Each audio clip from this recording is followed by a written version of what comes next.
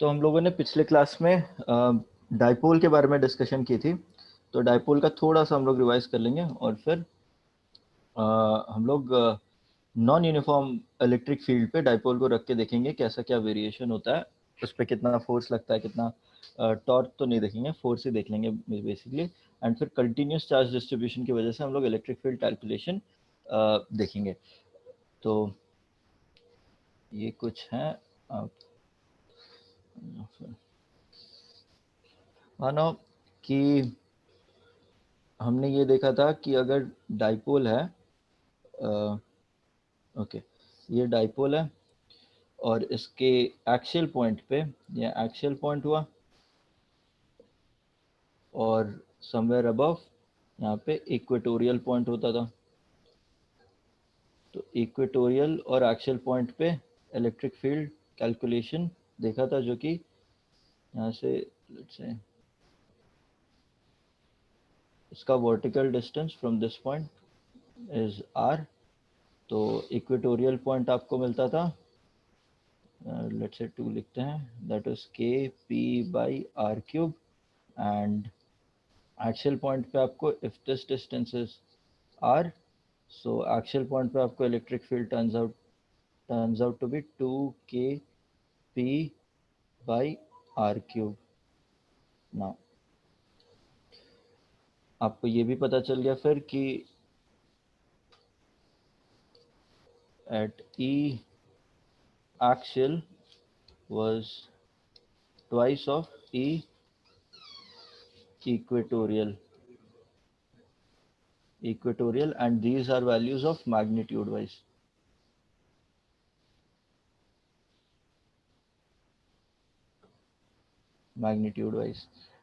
Direction wise भी देखेंगे। Direction आपको इक्वेटोरियल पॉइंट पे जो डायरेक्शन होता था वो ऑपोजिट डायरेक्शन में मिलता था आपको इलेक्ट्रिक फील्ड के।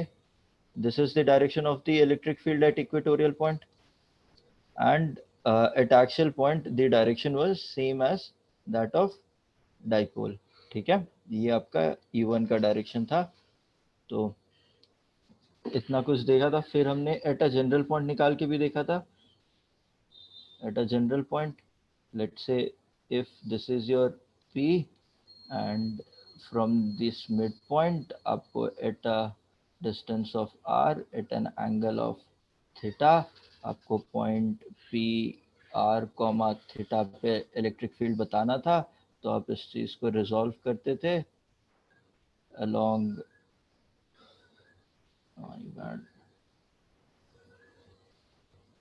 and एक सेकेंड,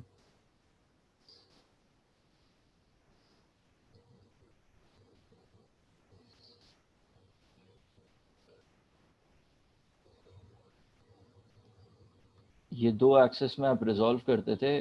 सो फॉर थोड़ा सा pardon me for very poor drawing, but this turns out to be P cos theta and this turns out to be P sin theta। तो P sin theta component के लिए point P was an equatorial point and point P cos theta dipole के लिए point P was axial point। तो P cos theta के लिए जो यहाँ पे इलेक्ट्रिक फील्ड मिलता था was along the line joining। तो ये आपको मिल जाता था कितना, 2 kp cos theta by r cube, 2 kp cos theta by r cube. Similarly आपको यहाँ पे इक्वेटोरियल पॉइंट की वजह से उसके ऑपोजिट डायरेक्शन में मिल जाता था, विच वाज E2 अगर हम लोग लिखें was EP sin theta by r cube. तो आपको नेट इलेक्ट्रिक फील्ड जो मिलता था दैट वाज E1 का स्क्वायर प्लस E2 का स्क्वायर, ये whole under root, which was, ये कितना आ जाता था,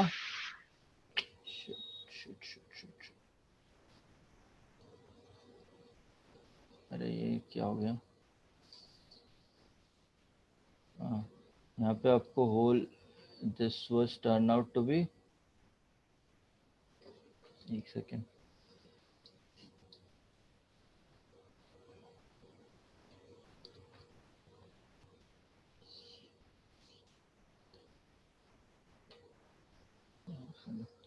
E was E1 square plus E2 square का under root which was kp by r cube 3 cos square theta plus 1 का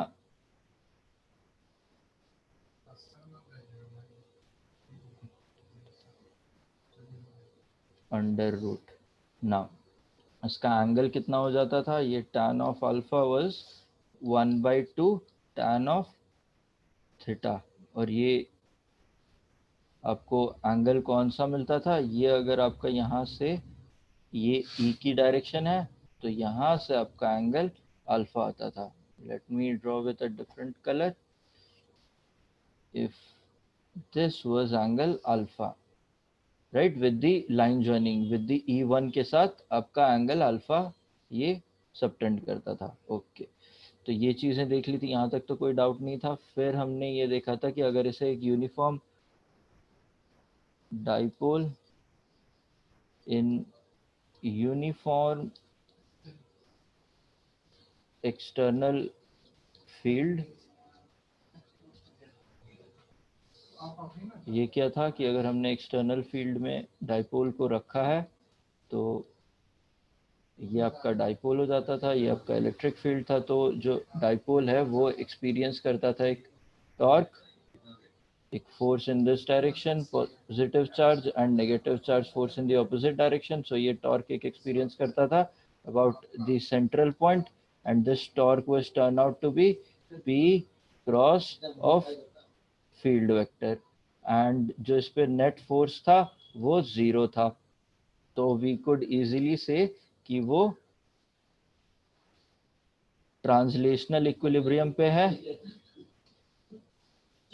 translational equilibrium पे है, because F net was 0, but torque net which was p cross e, torque net which was p cross e,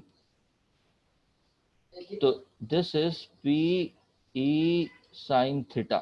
okay, so अगर theta 0 हुआ और theta अगर 90 हुआ और theta 180 हुआ, तो यहाँ पे वेरिएशन क्या हो जा रहा था, ये पी ई टॉर्क जो है, torque turn out to be 0, and in this case torque turn out to be just PE, and in this case torque turn out to be 0, torque turn out to be 0,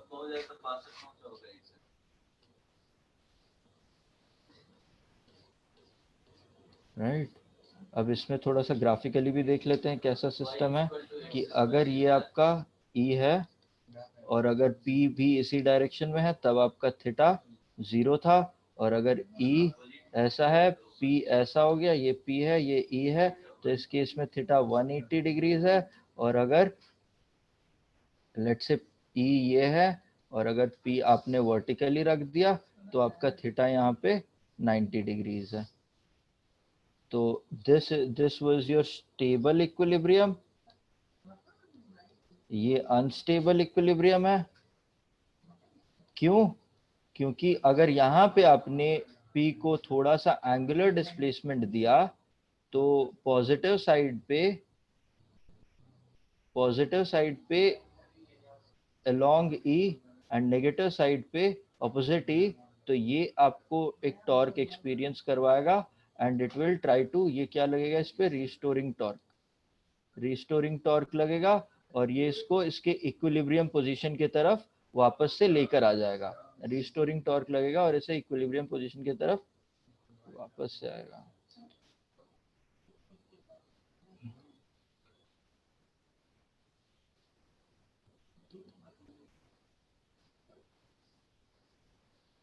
restoring torque लगेगा और वापस से इसे equilibrium position जब P और E के बीच में angle theta degrees है वो उसका इक्विलिब्रियम पोजीशन पे आ जाएगा। बट अगर इस केस में अगर आपने इसे थोड़ा सा अगर एंगुलर डिस्प्लेसमेंट दिया, तब पॉजिटिव चार्ज पे, जो ये पॉजिटिव चार्ज है उस पे इस डायरेक्शन में टॉर्क लगेगा, और जो नेगेटिव चार्ज है उसको ऑपोजिट डायरेक्शन में, इलेक्ट्रिक फील्ड के ऑपोजिट डायरेक्शन में टॉर्क लगेगा। तो अब इस पे जो है नेट टॉर्क आपको रिस्टोरिंग नहीं लग रहा है, इस पे रिस्टोरिंग टॉर्क का कोई पिक्चर नहीं है, इस पे रीस्टोरिंग टॉर्क कोई पिक्चर ही नहीं है, तो ये वापस से इसको इक्विलिब्रियम पोजीशन पे जो पी और ई का जीरो वाला था, इनिशियल इक्विलिब्रियम था जहां पे थीटा 180 डिग्रीज था, वहां पे ये रीस्टोरिंग टॉर्क नहीं लग रहा है उसे। ये टॉर्क की वजह से वो थीटा इक्वल्स टू 180 डिग्री से थीटा इक्वल्स टू 0 डिग्रीज पे आने का कोशिश करेगा, तो वो अनस्टेबल इक्विलिब्रियम से स्टेबल इक्विलिब्रियम की तरफ आने का कोशिश करेगा। तो ये चीजें हमने देखा था 0 डिग्रीज पे, ये याद रख लेना 0 डिग्रीज पे ये स्टेबल इक्विलिब्रियम हो जाता है एंड 180 डिग्रीज पे ये अनस्टेबल इक्विलिब्रियम हो जाता है। एंड दोनों केस में जो नेट फोर्स है वो भी जीरो है एंड नेट टॉर्क दोनों केस में जीरो है, because sine zero is zero, sine 180 is also zero. इतना तो हम लोगों ने पिछले क्लास में देख लिया था, राइट। अब इसे जरा सा हम लोग एडवांस जाएंगे। Non uniform dipole in non uniform external field, थोड़ा सा एडवांस नोटेशन होंगे तो please bear with me, but आपके टेक्स्ट बुक्स में इतना ये एडवांस नोटेशन नहीं लिखा होगा, तो बस मुद्दा समझो क्या हो रहा है। डाइपोल इन, यार एक्चुअली हम लोग नया इंटरफेस ट्राई कर रहे हैं तो डिजिटल पैड है, इसी वजह से ये दिक्कत है। Dipole in uniform non uniform electric field है ना। अगर ऐसा सिचुएशन है तो मानो कि अगर ये वाला है, मैंने आपको फील्ड लाइंस जब ड्रॉ करके बताया था तब दिस वाज द केस जिसमें नॉन यूनिफॉर्म इलेक्ट्रिक फील्ड रहता था। यहाँ पे डायरेक्शन कांस्टेंट नहीं है, यहाँ पे इलेक्ट्रिक फील्ड का डायरेक्शन कांस्टेंट नहीं है, नॉट कांस्टेंट। तो यहाँ पे बिकॉज डायरेक्शन कांस्टेंट नहीं है तो ये नॉन यूनिफॉर्म फील्ड हो गया। अब जाके इसमें हम लोग अगर डाइपोल रखते हैं, इसमें अगर हम लोग डाइपोल रखते हैं, मानो कि ऐसा हमने डाइपोल रख दिया, ये हमारा डाइपोल आ गया, तो दिस डाइपोल, ये इलेक्ट्रिक फील्ड है ना, दिस डाइपोल विल एक्सपीरियंस, ये पॉजिटिव वाला पॉइंट है तो पॉजिटिव वाला point will experience an electric field in the forward direction, ये F1 ले लो, and negative charge will experience of electric field in F2, ये मतलब ऐसा ले लो, ये पॉजिटिव ले लो एंड ये नेगेटिव ले लो, ठीक है। तो अब जाके यहाँ पे अगर हम नेट फोर्स अब कैलकुलेट करें तो हम लोग को यहाँ पे नेट फोर्स पहले की तरह जीरो नहीं मिलेगा, तो ये ट्रांसलेशनल इक्विलिब्रियम पे तो नहीं है। तो यहाँ पे नेट कैसा मिलेगा, मानो कि F plus minus F minus करो, ठीक है, सॉरी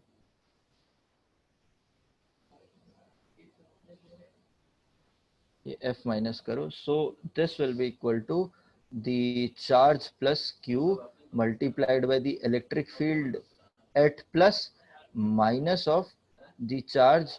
ओके, यहाँ पे चार्ज हम लोग डायरेक्टली लिख देते हैं क्योंकि माइनस का तो माइनस हमने साइन ले ही लिया है, तो charge and electric field eight minus Q। तो यहाँ पे हम लोग Q को कॉमन बाहर ले सकते हैं और E प्लस और माइनस E अगर मैं लिखूं, तो क्योंकि ये नॉन यूनिफॉर्म फील्ड है तो जरूरी नहीं है कि आप जो फील्ड की मैग्नीट्यूड यहाँ पे पॉजिटिव चार्ज एक्सपीरियंस कर रही है, सेम फील्ड की मैग्नीट्यूड यहाँ पे जो नेगेटिव चार्ज होगी वो सेम फील्ड एक्सपीरियंस करेगी। तो क्योंकि ये फील्ड के मैग्नीट्यूड पे डिफरेंस है डाइपोल के लोकेशन पे, डाइपोल का जहां पे एरो हेड होता है डाइपोल का वहां पे पॉजिटिव होता है एंड जहां पे डाइपोल का टेल होता है वहां पे नेगेटिव चार्ज होता है। तो जो negative charge electric field experience कर रहा है, जो positive charge electric field experience कर रहा है, नॉन यूनिफॉर्म इलेक्ट्रिक फील्ड होने के कारण वो दोनों की इलेक्ट्रिक फील्ड की मैग्नीट्यूड डिफरेंट है। तो यहाँ पे जो आपने ब्रैकेट के अंदर जो इलेक्ट्रिक फील्ड का टर्म्स लिखा है ये दोनों अलग अलग है, सो इसीलिए यहाँ पे नेट फोर्स की वैल्यू होगी कुछ।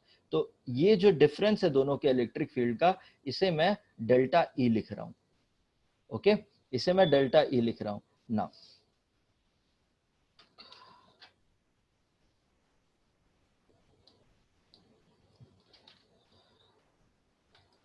राइटिंग दिस अगेन, ये डेल्टा ई के टर्म्स में आप जनरली ये यूज करते हैं, ये वाला सिंबल यूज करेंगे, इसे जरा ध्यान से देख लेना, इसे हटा रहा हूँ।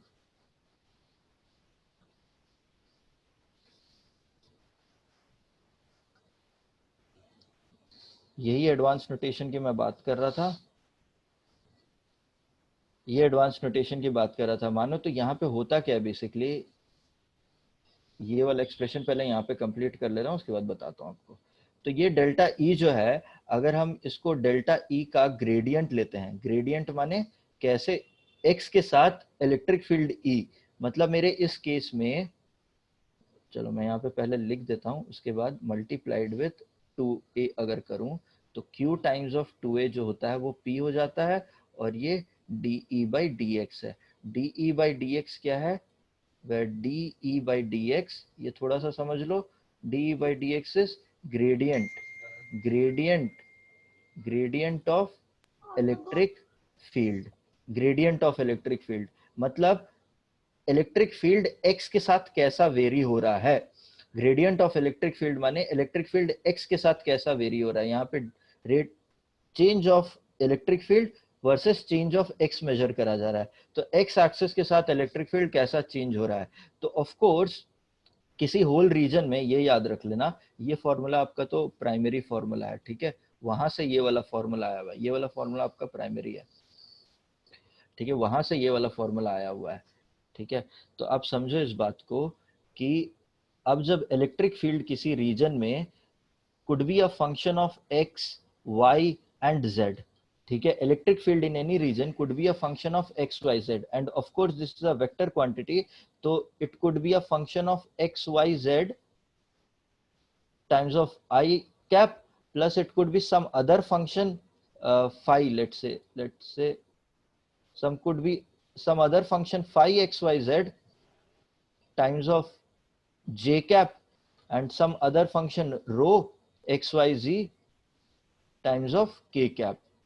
तो ये जो इलेक्ट्रिक फील्ड है ओवरऑल रीजन में, पूरे 3D स्पेस में, तीनों का फंक्शन हो सकता है एक्स वाई जी का, और आई एक्सिस में भी तीनों के रेस्पेक्ट में चेंज हो सकता है, वाई एक्सिस में भी तीनों के रेस्पेक्ट में चेंज हो सकता है, और जेड एक्सिस में भी तीनों के रेस्पेक्ट में चेंज हो सकता है, ये याद रख लेना, ठीक है। फिर आता है कॉन्सेप्ट यहाँ पे, यहाँ पे फिर आता है कॉन्सेप्ट यहाँ पे जो मैंने डेल लिखा हुआ है, इसको क्या कहेंगे, इसको कहेंगे डेल ऑपरेटर। डेल ऑपरेटर ये थोड़ा सा एडवांस चीज है, आप लोग कैंपस में जाने के बाद फर्स्ट ईयर में यही चीज पढ़ेंगे, तो थोड़ा सा एडवांस चीज है, सुन लेना। डेल ऑपरेटर इसे हम लोग कहेंगे। डेल ऑपरेटर का है ये एक वेक्टर, इसके ऊपर जो ये मैंने लिखा हुआ है ना, ये एक वेक्टर क्वांटिटी है डेल, ठीक है। तो इसका मतलब हो जाता है partial differentiation with respect to x i cap plus partial differentiation with respect to y plus j cap plus partial differentiation with respect to z k cap, ठीक है। तो ये इसका डेल ऑपरेटर का बेसिक है, ठीक है, रिप्रेजेंटेशन है ये।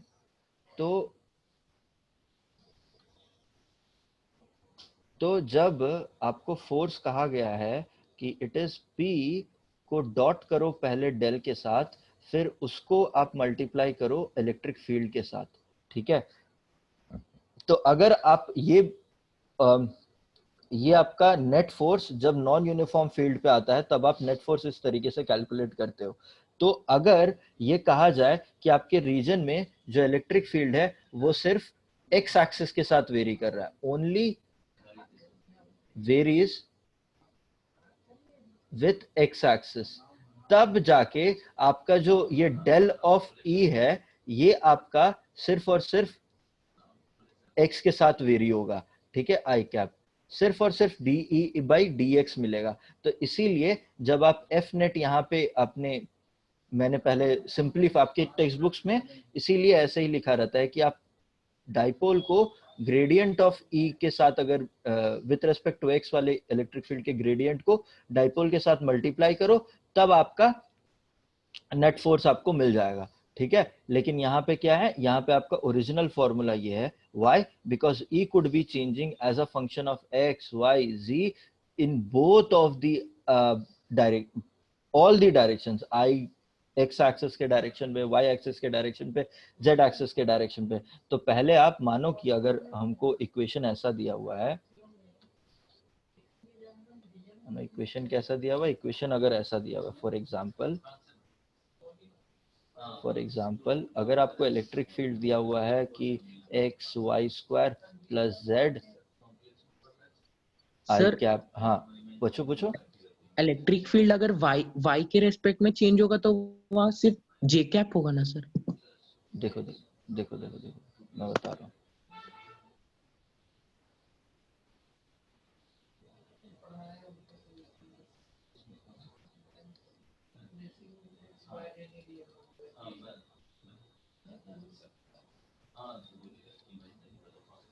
ठीक है, ये अगर इलेक्ट्रिक फील्ड मेरा ऐसा दिया हुआ है, of course this is a vector quantity, and हर एक कोएफिशिएंट देखो, एक्स एक्सिस का कोएफिशिएंट, वाई एक्सिस का कोएफिशिएंट और जेड एक्सिस का कोएफिशिएंट, हर एक कोएफिशिएंट क्या है, एक्स वाई और जेड के साथ चेंज होता जा रहा है। So this is an classic example of a non uniform electric field,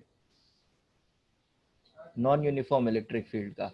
तो ऑफ कोर्स अभी आपने जो पूछा कि अगर वो सिर्फ वाई एक्सिस के साथ चेंज हो रहा है, तो फिर आपका एक्स एक्सिस का जो कोएफिशिएंट होगा वो एक कांस्टेंट की वैल्यू होगी, ठीक है, और वाई एक्सिस का जो कोएफिशिएंट है वो अगर चेंज हो रहा है तो आपको ये भी देखना पड़ेगा कि वो एक्स के रेस्पेक्ट में, वाई के रेस्पेक्ट में और जेड के रेस्पेक्ट में कैसे चेंज हो रहा है। हो सकता है कि वो सिर्फ एक्स के रेस्पेक्ट में चेंज होता हो और वाई की डायरेक्शन में चेंज होता हो, समझ रहे हो आप? अगर वो जे एक्सिस वाला कंपोनेंट ही चेंज अगर हो रहा होगा तो आपको ये भी देखना होगा कि वो एक्स के रेस्पेक्ट में चेंज हो रहा है, वाई के रेस्पेक्ट में चेंज हो रहा है या फिर जेड के रेस्पेक्ट में चेंज हो रहा है।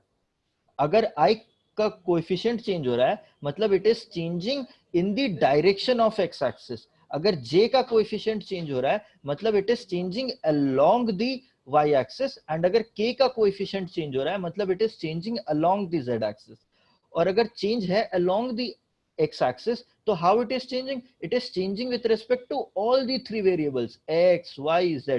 And if it is changing along y axis, so how it is changing? It is changing with respect to all the three variables. And same goes with z axis also. It is changing with respect to all the three variables. You're getting me? तो ये is a classic example of a non uniform electric field. तो अगर इस non uniform electric field में मैंने dipole को रख दिया, let's say dipole is given by मतलब डाइपोल का direction is given by 2 i cap plus 3 j cap and plus 5 k cap, ठीक है। और आपको ये बताना है कि इट्स देखते हैं अब, मतलब अगर क्वेश्चन इस पे पूछा गया है कि तो आप कैसे बताओगे यहाँ पे नेट फोर्स कितना लग रहा है, तो आप क्या बोलोगे, F is equals to P dot with del times of E।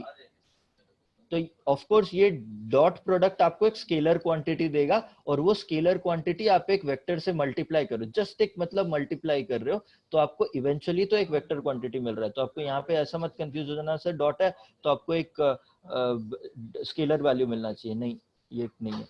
तो आप क्या करोगे यहाँ पे, तो 2 i cap plus 3 j cap plus 5 k cap को आप डॉट करोगे पहले d del by del x i cap plus del by del y j cap plus del by del z k cap करोगे, और इस होल को आप उसके इलेक्ट्रिक फील्ड के साथ मल्टीप्लाई कर दोगे यहाँ पे, ठीक है।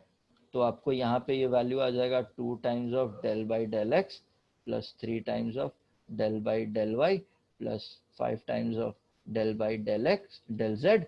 और इसको आप जाके जब आप इलेक्ट्रिक फील्ड वेक्टर के साथ मल्टीप्लाई करोगे तब आपको वहां पे फोर्स का वैल्यू मिल जाएगा, ठीक है। और देखो फिर देखो थोड़ा सा और आगे, फिर देखो थोड़ा सा और आगे। अब यहाँ पे क्योंकि इलेक्ट्रिक फील्ड का जो वैल्यू है यहाँ पे, ये इलेक्ट्रिक फील्ड का वैल्यू यहाँ पे अब जब देखा था ऊपर,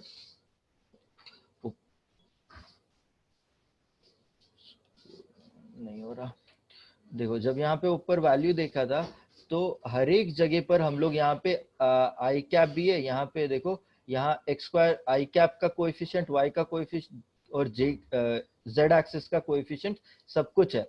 तो आप जब यहाँ पे ये सारा वैल्यूज है, आप ये पूरा वैल्यू को हर एक इलेक्ट्रिक फील्ड के कंपोनेंट के साथ मल्टीप्लाई करोगे, है ना। आप हर एक इलेक्ट्रिक फील्ड के कंपोनेंट के साथ मल्टीप्लाई करोगे तब आपको यहाँ पे एफ एक्स मिलेगा, क्या, ये जो पूरा का पूरा पी डॉट डेल का जो वैल्यू था उसको आप EX के साथ मल्टीप्लाई करोगे, ठीक है। सिमिलरली FY भी मिलेगा, जो P डॉट डेल का पूरा वैल्यू था उसको आप EX के साथ EY के साथ मल्टीप्लाई करोगे, एंड FZ का जो वैल्यू है वो आपको P डॉट डेल जो है वो आपको EY के साथ मिलेगा, EZ के साथ मिलेगा। तो ये आपका फोर्स उस पर लग रहा है इन दी X डायरेक्शन, ये आपका फोर्स लग रहा है इन दी Y डायरेक्शन, एंड ये आपका Z डायरेक्शन पे फोर्स लग रहा है। तो इस तरीके से उस पे फोर्स लगेगा, कब? जब वो नॉन यूनिफॉर्म एक्सटर्नल फील्ड पे आप एक डाइपोल को रख दोगे। नाउ आप हमारे टेक्स्ट बुक्स में और आपके 12th स्टैंडर्ड के बेसिस पे ये पूरे चीज को सिंप्लीफाई करके सिर्फ और सिर्फ यही वाली वैल्यू ली जाती है, और ये वाली वैल्यू जब ली जाती है तो इसको सिंप्लीफाई कर देंगे अगर fx, इसको जब हम सिंप्लीफाई कर देंगे तब हम लोग का देखो आप लोग के जो भी टेक्स्ट बुक्स में वैल्यू दिया हुआ है वही आ जाएगा। तो ये P डॉट का तो डेल बाई डेल एक्स आ गया, और EX कैसे वेरी हो रहा है? मेरा E के साथ वेरी हो रहा है, तो ये P D E by D X आ गया आंसर। तो ये मेरा इतना फोर्स हो रहा है लोग कह देते हैं, बट आया कहाँ से? आया पूरा ये इतने पैंतरा में से, ठीक है। समझ गए बात को? बेसिकली इस पे इतना क्वेश्चन नहीं आएगा, बट आपको बताने के लिए बता दिया जाता है, बट आपको ये वाला पार्ट समझना है, ठीक है। और मेन मुद्दा कहां पर है? मेन मुद्दा यहाँ ऊपर है, मेन मुद्दा ये रहा, ठीक है। This is your critically important equation. अगर आप कहीं पे भी आपको आए, आप लोग 11th स्टैंडर्ड जब हायर स्टडीज में जाओगे तो आपको यही चीज पढ़ोगे, ठीक है। ये हो गया यूनिफॉर्म फील्ड का रास्ता। ना अब हम लोग क्या करेंगे, थोड़ा सा रिवाइज करेंगे, क्या? कंटिन्यूअस चार्ज डिस्ट्रीब्यूशन की वजह से इलेक्ट्रिक फील्ड का कैलकुलेशन। ना यहां तक कोई दिक्कत किसी को? पूछ लो, कोई दिक्कत है किसी को भी? ऑल राइट, तो हम लोग अब कंटिन्यूअस चार्ज डिस्ट्रीब्यूशन के डिस्कशन पे आगे बढ़ते हैं। ठीक है, आ जाओ फिर।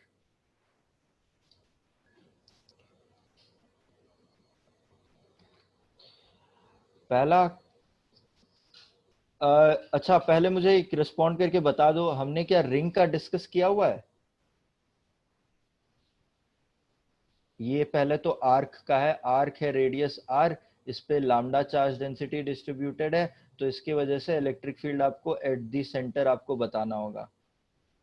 पता है ये बात कि यहाँ पे electric field will be directed along the angular bisector, along the angular bisector. अगर ये एंगल इसका थीटा है तो इतना एंगुलर बाइसेक्टर है, so this angle would be theta by 2, तो the value at EP turns out to be lambda by 2 pi epsilon naught r sin theta by 2, तो and it is directed along angular bisector। पता है ये चीज? Hand raise कर लो कितने लोगों को नहीं पता है ये वाला पार्ट, तो मैं डिराइव करके बता दूंगा। वेरी गुड, 2 लोग, 4, बढ़िया बढ़िया, ठीक है। तो डेरिवेशन हो रहा है भाई, डेरिवेशन हो रहा है, ठीक ठीक ठीक ठीक ठीक, डेरिवेशन हो रहा है।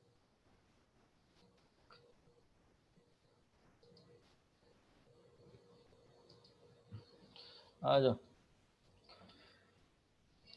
देखो फिर मामला कैसे बन रहा है यहाँ पे। ये हम लोग लीनियर चार्ज डिस्ट्रीब्यूशन की बात कर रहे हैं। क्या कर रहे हैं? Linear charge distribution. Continuously linear charge distribute करा गया है हम लोग को। कहाँ पे? हम लोग को एक रिंग पे कंटिन्यूअसली लीनियर चार्ज डिस्ट्रीब्यूट करा गया। लीनियर चार्ज डिस्ट्रीब्यूशन को हम लोग लैम्डा से रिप्रेजेंट करते हैं, मतलब ये चार्ज पर यूनिट लेंथ है, चार्ज पर यूनिट लेंथ है, तो इसका ऐसा यूनिट क्या हो जाएगा? कूलम्ब पर मीटर हो जाएगा। डाइपोल से कंफ्यूज मत हो जाना, डाइपोल का होता है कूलम्ब मीटर, इसका है लीनियर चार्ज डेंसिटी का कूलम्ब पर मीटर है, ठीक है। इस केस में मानो कि ये आर्क है, आर्क का रेडियस है r, रेडियस है r, और इसका ये एंगुलर बाइसेक्टर है, इसका ये एंगुलर बाइसेक्टर है, अरे शिट,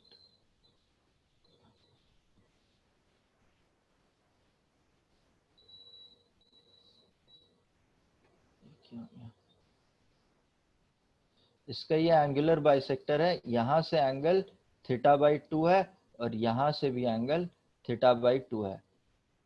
नाउ मैं क्या कर रहा हूं, मैंने यहाँ पे एक छोटा सा एलिमेंट ले लिया है, यहाँ पे छोटा सा एलिमेंट ले लिया है। तो ये एलिमेंट जो है आपका सेंटर से इसके, आप ये छोटा सा एलिमेंट जो है इसके सेंटर से, ध्यान रखना, माय बैड यार, ये काफी गंदा ड्राइंग है।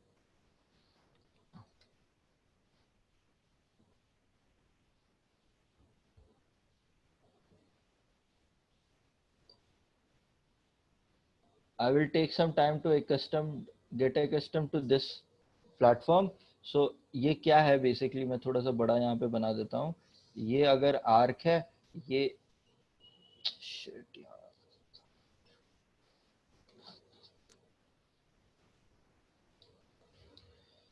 देखो थोड़ा सा फ्रेश ड्राइंग। ये आर्क है, इसका ये सेंटर है, मैंने यहाँ पे एलिमेंट लिया हुआ है। Shit, shit, shit, shit, shit, shit, shit.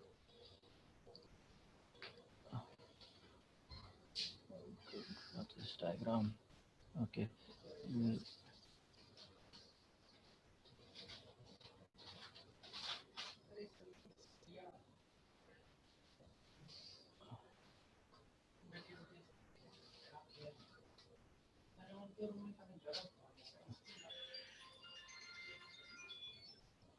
ये अगर मैंने यहाँ पे सेगमेंट लिया हुआ है, तो ये जो डिस्टेंस है ये एट एन एंगल थीटा मैंने लिया हुआ है, मानो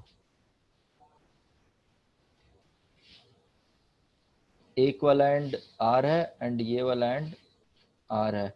तो मैंने यहाँ से at an angle alpha d, ये वाला एंगल जो है ये डी अल्फा है, और ये वाला पार्ट का लेंथ कितना हो जाएगा, आर डी अल्फा लेंथ हो जाएगा, R D alpha, sorry R D alpha length हो जाएगा। तो ये अगर dx है तो यहाँ पे चार्ज कितना हो जाएगा, यहाँ पे चार्ज हो जाएगा lambda times of R D alpha. ठीक है, मुझे चार्ज पता चल गया। इस चार्ज की वजह से मुझे, इस चार्ज की वजह से मुझे इस चार्ज की वजह से मुझे इसके सेंटर पे मुझे फील्ड बताना है कितना होगा। तो मैं क्या करूंगा, I will join this line, मुझे यहाँ पे अलोंग दिस लाइन मुझे इलेक्ट्रिक फील्ड मिलेगा डीई का, मुझे along this line electric field मिलेगा डीई का। तो ये हॉरिजॉन्टली एंड मैं वर्टिकली इसे रिजॉल्व कर दूंगा। तो ये हॉरिजॉन्टल लाइन किसके अबाउट होगा, this will B along angular bisector, this will be along angular bisector and this will be perpendicular to angular bisector, perpendicular to angular bisector। तो electric field eight point P आपको पता चलेगा, ये DE है, इनफाइटेसिमली small charge की वजह से 1/4 pi epsilon naught d Q by कितना डिस्टेंस पे है, रेडियल डिस्टेंस पे है तो r²। बट आपको इसका हॉरिजॉन्टल कंपोनेंट आप लोगे, जो डी ई एक्स जो मिलेगा, that is along the, this is along the perpendicular और एंगुलर बाइसेक्टर। तो this value is equals to 1/4 pi epsilon naught d Q by r²। अगर ये एंगल अल्फा है आपका, तो मैं बोल सकता हूँ ये ऑफ कोर्स एंगुलर बाइसेक्टर से जो लाइन कनेक्ट कर रहा है उसका एंगल अल्फा है, तो ये एंगुलर बाइसेक्टर के अबाउट है और ये आपके लाइन ज्वाइनिंग के अबाउट है, तो ये एंगल भी अल्फा हो जाएगा। जब ये एंगल अल्फा हो जाएगा तो dx वाला कंपोनेंट आपको cos ऑफ अल्फा मिलना चाहिए। ठीक है, आपको सिमिलरली cos ऑफ अल्फा मिलना चाहिए। नाउ सिमिलरली आप अगर यहाँ पे डी ई y अगर बताओगे जो कि परपेंडिकुलर टू बाइसेक्टर होगा, वो हो जाएगा 1/4πε0 dq/r², क्योंकि रेडियल डिस्टेंस पे है, साइन ऑफ अल्फा हो जाएगा। ठीक है, अब हम कोई एक को लेके सॉल्व करेंगे, बाकी दूसरा वाला ऑटोमेटिकली आपको समझ में आ जाएगा। देखो, तो इसमें ये समझने की बात है, अब हम सिमेट्री आइडेंटिफाई करेंगे कहाँ पर है। ठीक है, जैसे कि इस सिस्टम में यहाँ पे हमने एलिमेंट लिया हुआ है आपका, तो सिमिलरली अब ये एंगुलर बाइसेक्टर है मेरा, तो ये एंगुलर बाइसेक्टर पूरे सेटअप को, ये आधा आपका है और यहाँ पे आधा आपका है। ठीक है, ये θ/2 है और ये भी θ/2 है। नाउ जहां पे अगर आपने आधे वाले पार्ट में अगर जो एलिमेंट लिया हुआ है, आपको एकदम बराबर एलिमेंट इसके दूसरे आधे पे भी मिल जाएगा। ठीक है, तो क्योंकि आपको दूसरे आधे पे भी बराबर ही मिल जा रहा है, एंड उसके वजह से अगर आप इलेक्ट्रिक फील्ड यहाँ पे कैलकुलेट करोगे सेम पॉइंट पे, तो आपको सेम वैल्यू इलेक्ट्रिक फील्ड का यहाँ पे भी मिलेगा, सेम वैल्यू इलेक्ट्रिक फील्ड का आपको यहाँ पे मिलेगा। और उसका भी हॉरिजॉन्टल कंपोनेंट और वर्टिकल कंपोनेंट आप जब करोगे, तो ये वर्टिकल कंपोनेंट इन दोनों का कैंसिल हो गया, और हॉरिजॉन्टल कंपोनेंट क्या हो रहा है, दोनों के वजह से, ये दोनों सिमेट्रिकल सेगमेंट की वजह से एड अप हो जा रहा है। तो हम यहाँ पे सिमिलरली लिख सकते हैं। समझ में आया ना इतना बात? किसी को कोई दिक्कत है तो बता दो, क्योंकि डायग्राम बहुत ही हॉरिबली गलत हो रहा है। I will never use this platform again. तो आपका ये जो सेटअप है, ये वाला इक्वेशन दोनों के सिमेट्रिकल एलिमेंट की वजह से कैंसल आउट हो जा रहा है, और ये वाला एलिमेंट आपका दोनों सिमेट्रिकल एलिमेंट्स की वजह से एड अप हो जाएगा। राइट, तो आप यहाँ पे नेट जो इलेक्ट्रिक फील्ड है, नेट इलेक्ट्रिक फील्ड आप बता सकते हो, इट विल बी 2DEX हो जाएगा। तो 2DEX माने 1/4πε0 dq/r², एंड इसका cos ऑफ अल्फा।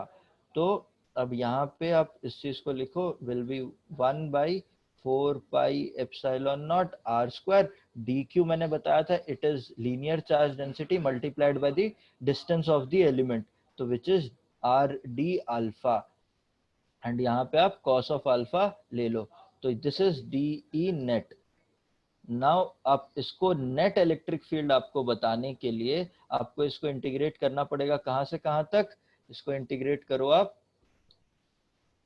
यहाँ पे आ जाओ, इसको इंटीग्रेट करोगे, ये अगर आपने एंगुलर बाइसेक्टर से, इस एंगुलर बाइसेक्टर से आपको यहाँ तक आना है, इस एंगुलर बाइसेक्टर से यहाँ तक आना है, तो 0 से लेके आप θ/2 अल्फा को आप 0 से लेके θ/2 तक अगर आप इंटीग्रेट कर देते हो, तो आपका टोटल इंटीग्रेशन हो जाएगा, एंड दोनों साइड का तो कंपेंसेट करके आपने सिमेट्रिकली एलिमिनेट कर दिया है।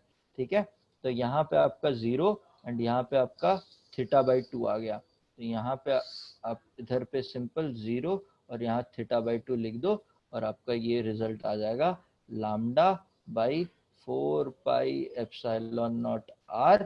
cos ऑफ अल्फा का integration is sine of alpha, and इसका limits of integration is 0 to θ/2, तो ये आपको वैल्यू आ जाएगा λ/2πε0 r होगा यहाँ पे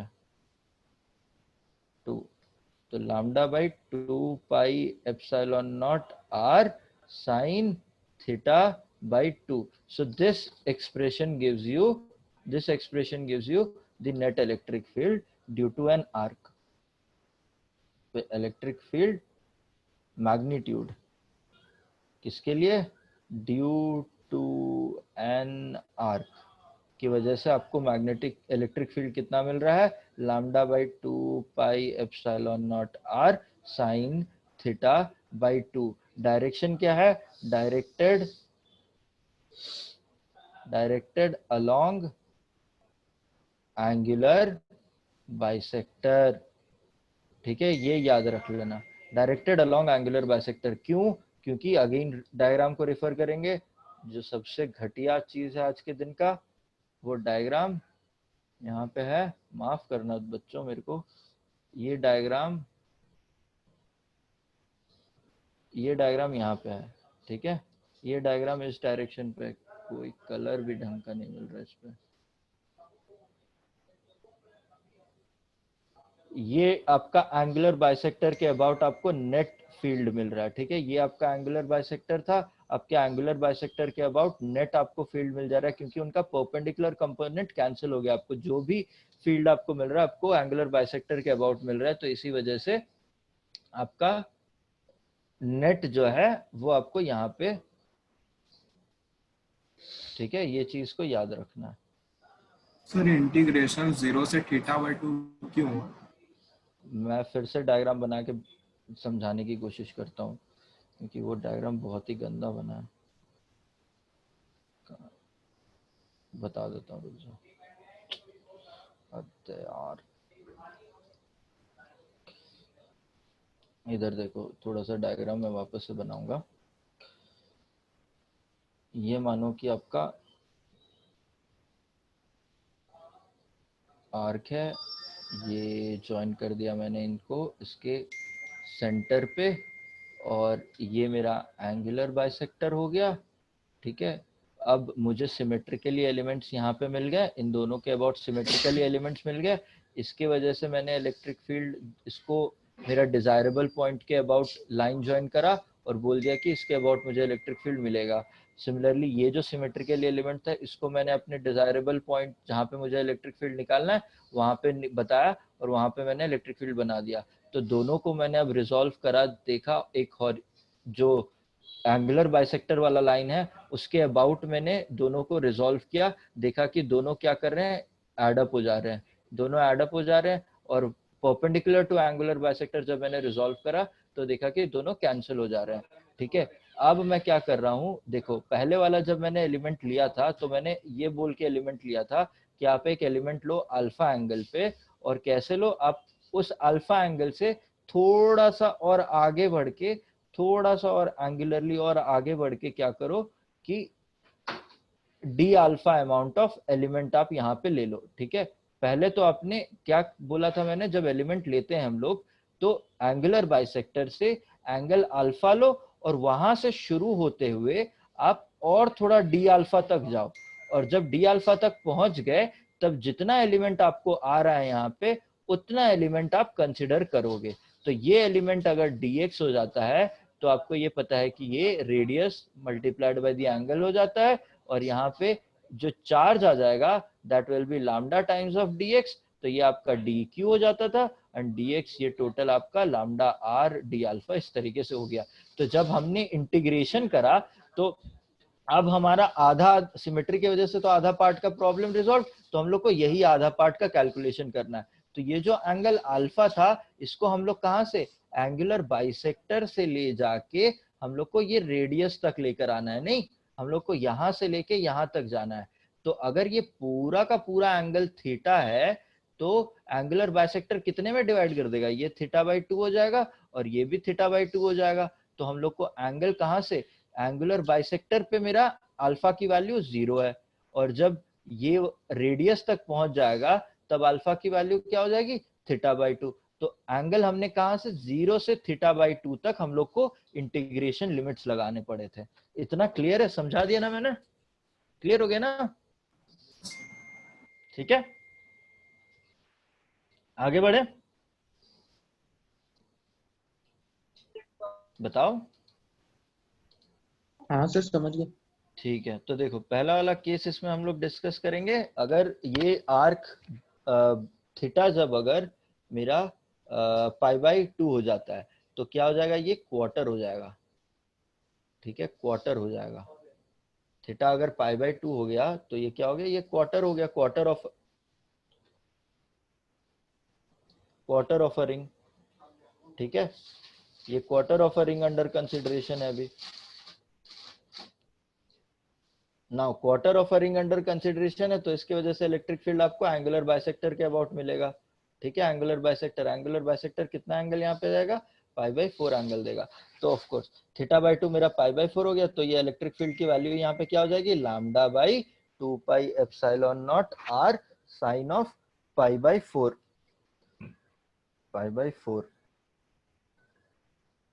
ठीक है। तो ये वैल्यू आपको क्या मिल जाएगी, λ/2√2πε0 r, ठीक है। ये आपका कब होगा, ये आपका कब होगा, जब आपका क्वार्टर ऑफ अ रिंग आपको मिला हुआ है, ठीक है, lambda by 2√2 epsilon naught R.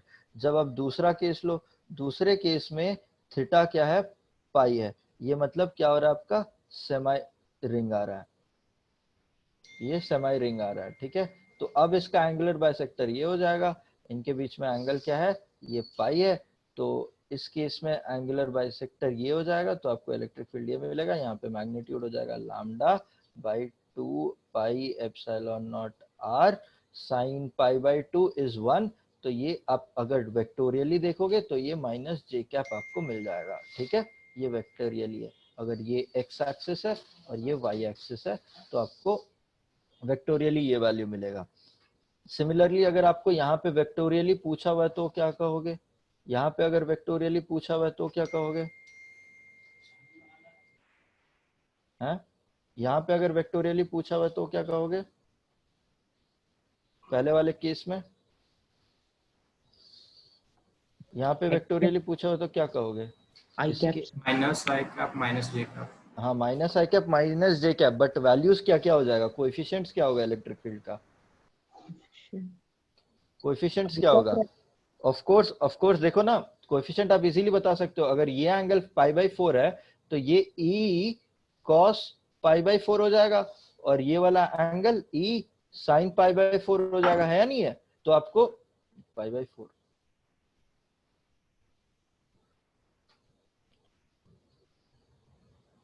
तो आपको इलेक्ट्रिक फील्ड जो है आई कैप के डायरेक्शन पे E is value is this, तो इसमें मेरे को बस 1/√2 मल्टीप्लाई करना होगा, तो आप कहोगे lambda by 4 pi epsilon naught R I cap, कौन से डायरेक्शन में I cap, minus I cap, and फिर दूसरा वाला lambda by 4 pi epsilon naught R minus J cap,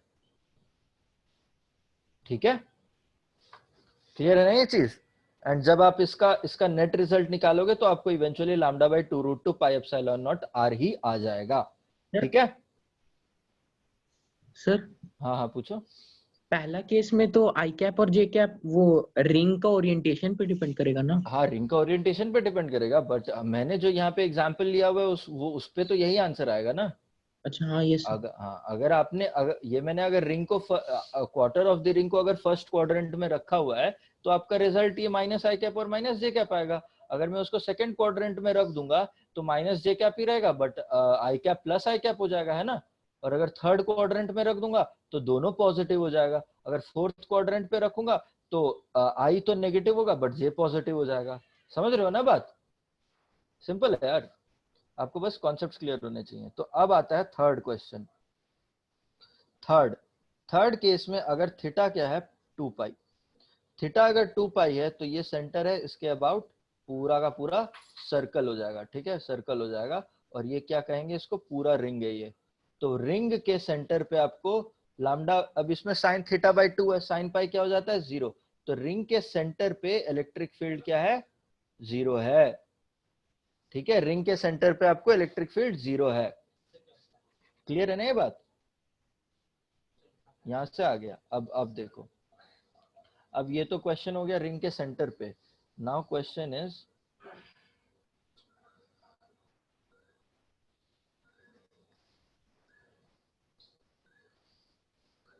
at a distance of x from the center of ring along its axis, ये निकालना है अभी। Eight a distance of x from the centre of the ring along its axis आपको electric field निकालना है। देखो ये क्या है, अब मानो कि मेरा ये रिंग है, इसका ये सेंटर है, आपको अब इसका ये एक्सिस हो गया, इसके ये एक्सिस पे यहाँ पे आपको eight a distance of x which is from this point x है, आपको यहाँ पे इलेक्ट्रिक फील्ड बताना है, ठीक है, इस पॉइंट P पे। नाउ अब देखो, अब इसमें क्या करेंगे कि हम ये वाला पॉइंट मानो, ये वाला इतना एलिमेंट लिया हुआ है, ठीक है, इतने एलिमेंट की वजह से मुझे electric field eight point P बताना होगा। तो मैं क्या करूंगा, मैं इस पॉइंट को पहले तो ज्वाइन करूंगा, पहले तो मैं ज्वाइन करूंगा किसके साथ, मैं अपने पॉइंट के साथ ज्वाइन कर लूंगा और बोलूंगा जो यहाँ पे इलेक्ट्रिक फील्ड होगा will be along this line joining. तो यहाँ पे मुझे डी मिल जाएगा। डी किस लिए, ड्यू टू यहाँ पे जितना डी क्यू चार्ज है। अगर मैं बोलूँ कि इस पूरे रिंग पे कैपिटल क्यू चार्ज डिस्ट्रीब्यूटेड है और इस रिंग का रेडियस कैपिटल आर है, तो चार्ज पर यूनिट लेंथ इस केस में क्या हो जाएगा, q by two pi r हो जाएगा। Q by two pi r is the charge per unit length. और अगर मैं इतना लेंथ अगर बोलूं कि this much length is d x, तो इतने लेंथ पे कितना चार्ज हो जाएगा, डी क्यू अगर उतने लेंथ पे चार्ज है, just nothing but charge per unit length multiplied by जितना डिस्टेंस है। तो this much amount of charge is present where, this much amount of charge is present in the elemental part, यहाँ पे जो हमने consider किया हुआ है, ठीक है। एंड उस एलिमेंटल चार्ज की वजह से it point P, the net electric field is this. Okay. Now, if this ये एंगल एक्सेस से वो line joining the point and the charge अगर थीटा एंगल है, तो ऑफ कोर्स ये हॉरिजॉन्टल है, ये एंगल भी थीटा हो जाएगा। तो अगर मैं इसको रिजॉल्व करूं डी को, ये एक्स एक्सिस मानो और ये इसका परपेंडिकुलर वाई एक्सिस मानो, तो इसको रिजॉल्व करूंगा, डी ई एक्स आपको मिलेगा D e cos theta and similarly इसका परपेंडिकुलर आपको मिलेगा डी ई वाई, जो कि हो जाएगा डी ई साइन थीटा, ठीक है। अब देखो, अब आता है फिर सिमेट्री कैलकुलेशन करेंगे। सेम एलिमेंट अगर मैं इसके डायमेट्रिकली ऑपोजिट एंड पे ले लेता हूं, सेम लेंथ का, dx लेंथ का, dq चार्ज का सेम लेंथ में एग्जैक्टली इसके डायमेट्रिकली ऑपोजिट पॉइंट पे ले लूं, तो वो भी इस पॉइंट P से थीटा एंगल सबटेंड करेगा और वो भी आपका electric field along this line होगा। तो ये थीटा एंगल हो जाएगा। और ये क्योंकि चार्ज की वैल्यू और डिस्टेंस की वैल्यू सब बराबर है, तो डी की वैल्यू भी बराबर होगी, तो इसका हॉरिजॉन्टल कंपोनेंट जो है वो एड अप कर लेगा इसके साथ, और इसका वर्टिकल कंपोनेंट जो है वो दोनों ऑपोजिट डायरेक्शन में होंगे और सेम मैग्नीट्यूड के होंगे, तो कैंसिल आउट हो जाएगा। तो सिमिलरली आपको यहाँ पे भी आपको इसके आधे पार्ट का ही कैलकुलेशन करना जरूरी है। कहाँ से कहाँ तक, यहाँ से आपको इसके आधे पार्ट तक का, यहाँ तक आप कैलकुलेशन कर लो और आप नेट आपको पता चल गया, it is along the axis. क्या है, नेट इलेक्ट्रिक फील्ड, क्योंकि परपेंडिकुलर वाला तो कैंसिल हो गया ये दोनों, और आपको नेट इलेक्ट्रिक फील्ड कहाँ मिल रहा है, along the axis of the ring. ये एक्सिस ऑफ द रिंग है, along the axis of the ring आपको नेट इलेक्ट्रिक फील्ड मिल रहा है। और नेट इलेक्ट्रिक फील्ड क्या हो जाएगा, इन दोनों को ऐड कर दोगे तो आपको टोटल डी ई एक्स। अब आते हैं हम लोग एक्सप्रेशन पे, तो आपको ई नेट जो है वो मिलेगा integral of d x. D x is what, to d e cos theta, integral to d e is what, 1/4 pi epsilon naught d Q by कितना डिस्टेंस पे है। अगर वो डिस्टेंस अगर हम ये ऐसा माने कि ये डिस्टेंस को मैं मानता हूं r, ठीक है, और ये डिस्टेंस हो गया, सॉरी ये डिस्टेंस तो मैंने x वाला डिस्टेंस, तो ये हॉरिजॉन्टल वाला डिस्टेंस तो x है, ठीक है, और ये स्लैंट वाला डिस्टेंस r हो गया, और ये वाला परपेंडिकुलर डिस्टेंस तो r कैपिटल R है। तो इस पे हम लोग ये कह सकते हैं कितने डिस्टेंस पे है, ये डिस्टेंस पे है स्मॉल r पे, तो r स्क्वायर और cos थीटा, ठीक है।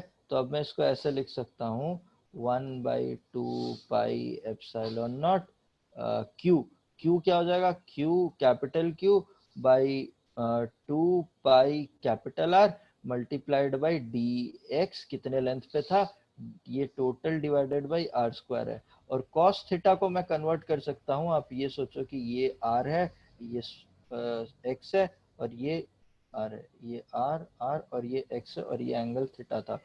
तो cos थीटा क्या हो जाएगा, cos theta will B x/r। तो यहाँ पे मैं cos थीटा ही है ना वहाँ पे, cos थीटा ही होगा ऑफ कोर्स, ठीक है, आ गया आ गया। ठीक, x बाई r, ठीक है ना।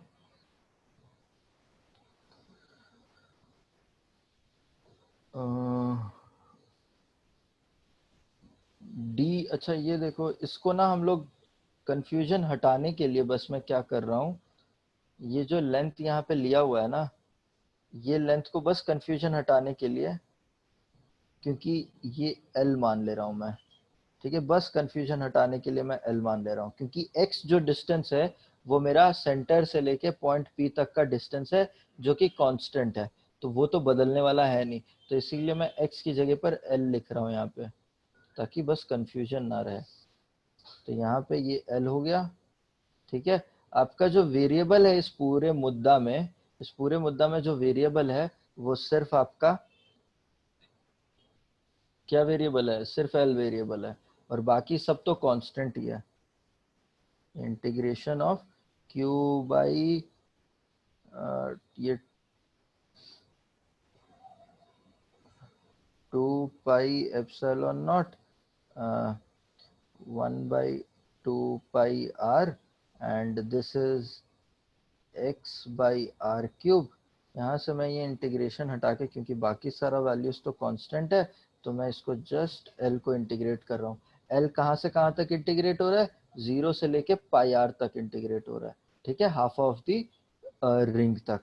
तो अब जब हम इसको वैल्यू सब्सटीट्यूट करेंगे तो q by 2 pi epsilon not 1/2 pi r x by r cube, and this is pi r. So this gets cancelled, and r, I can say r is equals to, in the terms of known values, is this. In the terms of known values is this, so we can just write these values. So q by 4 pi epsilon naught x by x square plus r square under root 3 by 2. So this is my electric field ka magnitude. Alright, this is my electric field ka magnitude, and direction kya hai? Directed along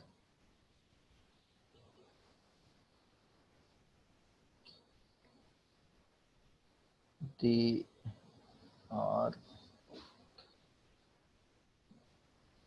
along the axis of the ring, axis of the ring. ठीक है, कोई दिक्कत यहाँ तक? Integration limits में कोई दिक्कत? Integration limits मैंने कहाँ से कहाँ तक ली है, ये 0 से लेके मैंने इसे घुमा के पूरा 0 से लेके इसे घुमा के यहाँ तक पाई आर तक लिया हुआ है, क्योंकि डीएल मेरा इन्फिनिटेशनली स्मॉल एलिमेंट था। कोई दिक्कत यहाँ तक? No sir. ठीक है,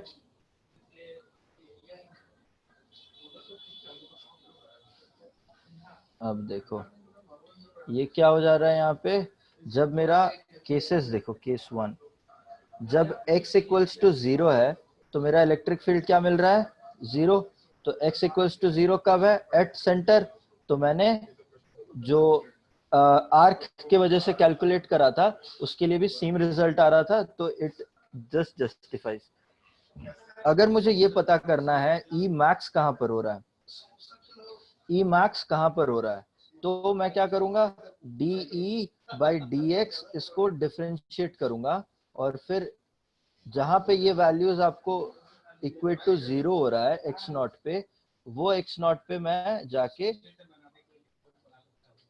डी एक्स स्क्वायर, अगर वहां पे लेस देन 0 हो रहा है तो वहां पे इलेक्ट्रिक फील्ड जो है मैक्सिमम हो जाएगा। तो ये एक्स नॉट की वैल्यू आप जब इसको डिफरेंशिएट करोगे तो आपको मिल जाएगा प्लस और माइनस आर बाई रूट 2, ठीक है। इस वैल्यू पे इलेक्ट्रिक फील्ड मैक्सिमम हो जाता है, तो ये करके देख लेना, आपको सेम वैल्यू आएगा और मैक्सिमम वैल्यू हो जाएगा q by 4 pi epsilon naught r by root 2, and this is r by 2 r square by 2 plus r square, this is under okay 3/2।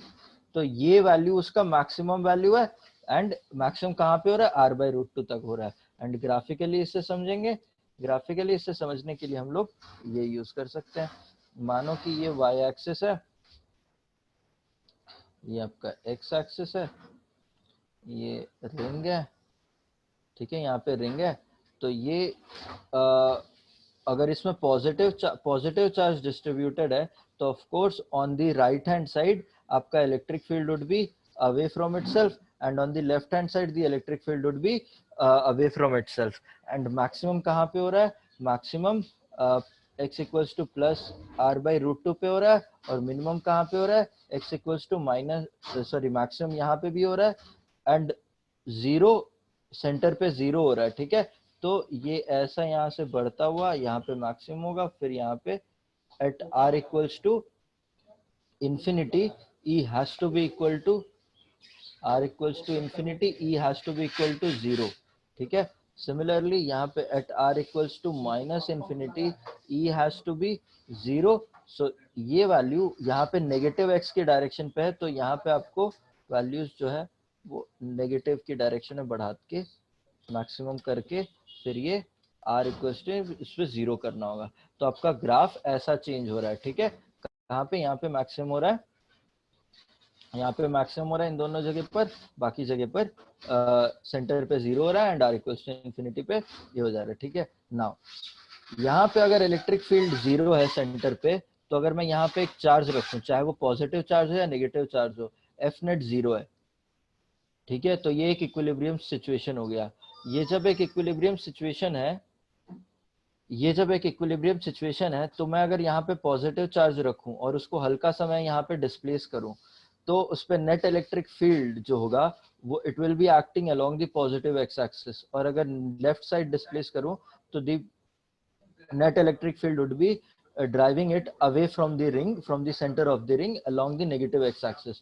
So positive charge के लिए मेरा center of the ring is an unstable equilibrium situation, unstable equilibrium situation. Similarly अगर एक negative charge है, उसको मैं अगर center पे रख रहा हूँ और उसको अगर हल्का सा मैंने displace करा, तो उस पे एक, क्योंकि इलेक्ट्रिक फील्ड इस डायरेक्शन पे है, तो उस पे नेट फोर्स जो है ऑपोजिट डायरेक्शन पे लगेगा। सो ये नेट फोर्स जो है उस पे रिस्टोर करने का कोशिश करेगा, ताकि उसको वापस से इक्विलिब्रियम पोजीशन पे, original position, original equilibrium position पे लेकर आए। सिमिलरली अगर मैं उसको लेफ्ट साइड डिस्प्लेस करता हूँ, इलेक्ट्रिक फील्ड इस डायरेक्शन पे है, फोर्स उस पे ऑपोजिट डायरेक्शन पे लगेगा, तो this is again a restoring force, तो वो वापस से उसको ओरिजिनल इक्विलिब्रियम पोजीशन पे लाने की कोशिश करेगा। सो नेगेटिव चार्ज के लिए ये एक स्टेबल इक्विलिब्रियम की तरह, सेंटर ऑफ द रिंग एक स्टेबल इक्विलिब्रियम की तरह बिहेव करेगा। तो अगर ये स्टेबल इक्विलिब्रियम की तरह नेगेटिव चार्ज के लिए बिहेव कर रहा है, तो फिर यहाँ पे एक रिस्टोरिंग फोर्स लग रहा है, यहाँ पे एक रिस्टोरिंग फोर्स लग रहा है। अगर यहाँ पे रिस्टोरिंग फोर्स लग रहा है, और आप अगर ये रिस्टोरिंग फोर्स की वैल्यू फाइंड आउट कर सकते हो, अगर ये रिस्टोरिंग फोर्स की वैल्यू आप फाइंड आउट कर सकते हो, तो आप इसको इक्वेट कर दोगे m ओमेगा स्क्वायर x के साथ। x is the small displacement, m omega x square के साथ डिस्प्लेस कर दोगे तो आपको ओमेगा की वैल्यू पता चल जाएगी, जिसके बेसिस पे आप यहाँ पे टाइम पीरियड भी निकाल सकते हो। टाइम पीरियड निकालोगे तो this will be the time period of SHM, time period of SHM आपको मिल जाएगा। ये क्वेश्चन है, आपको टेक्स्ट बुक्स में क्वेश्चंस मिलेंगे, तो ये इस तरीके से आपको सॉल्व करना होगा। ऑलराइट, क्लियर है इतनी बात?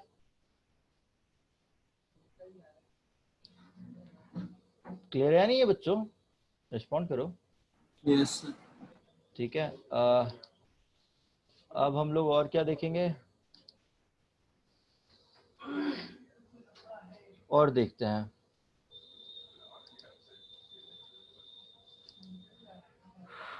थोड़ा सा अब आगे बढ़ेंगे, यहाँ से थोड़ा सा आगे बढ़ेंगे, डिस्क पे चाहते हैं, डिस्क पे जाते हैं। डिस्क की वजह से इलेक्ट्रिक फील्ड निकालेंगे। डिस्क क्या है, एक सरफेस वाला फिगर है, इस पे पूरा सरफेस वो एरिया रहेगा, इस पे पूरा सरफेस का एरिया रहेगा। यहाँ पे इसका एक सेंटर है, सेंटर से रेडियस r है, और इस पे सरफेस चार्ज डेंसिटी की हम बात करेंगे। क्या है ये? Surface charge density.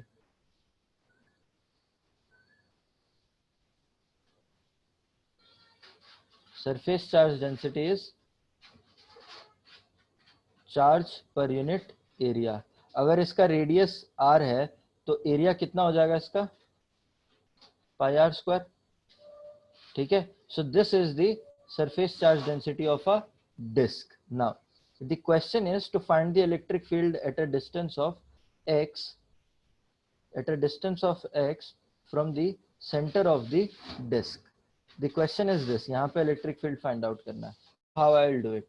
The process of doing it is again same. You find an you find an elemental part of that disk. जैसे कि elemental part of the disk, इसके लिए मैं क्या करूँगा, यहाँ पे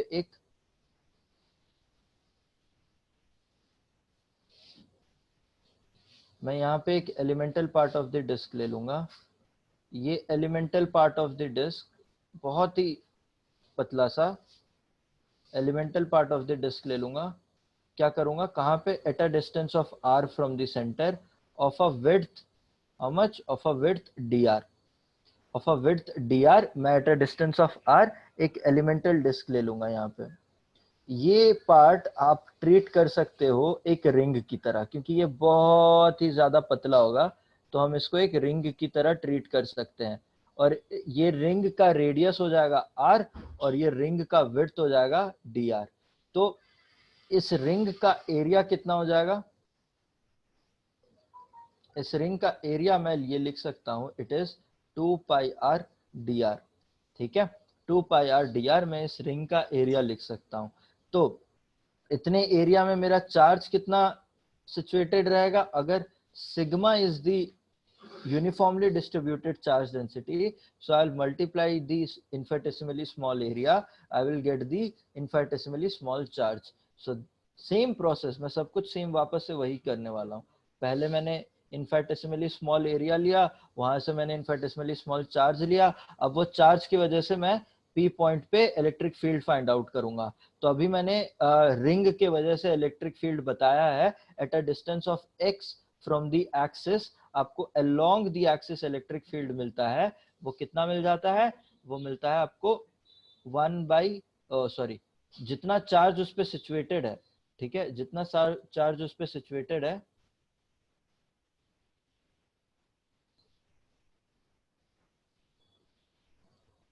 dq चार्ज यहाँ पे सिचुएटेड है, dq by 4 pi epsilon not. कितना डिस्टेंस पे है? x divided by x square plus जितना उसका रेडियस है, ये वैल्यू था. ठीक है, ये वैल्यू था वहां पे, ये 2 है. ये वैल्यू कांस्टेंट है ना? क्या कह रहे हो? x कांस्टेंट है ना यहाँ? हाँ, x constant, of course x constant, यहाँ चेंज नहीं हो रहा. ठीक है, तो ये इतना amount of electric field, this amount of electric field is along the axis at a point P due to the elemental ring. Due to this elemental ring which has this much area, which has this much of charge, उसके वजह से वहां पे elemental electric field will be this much.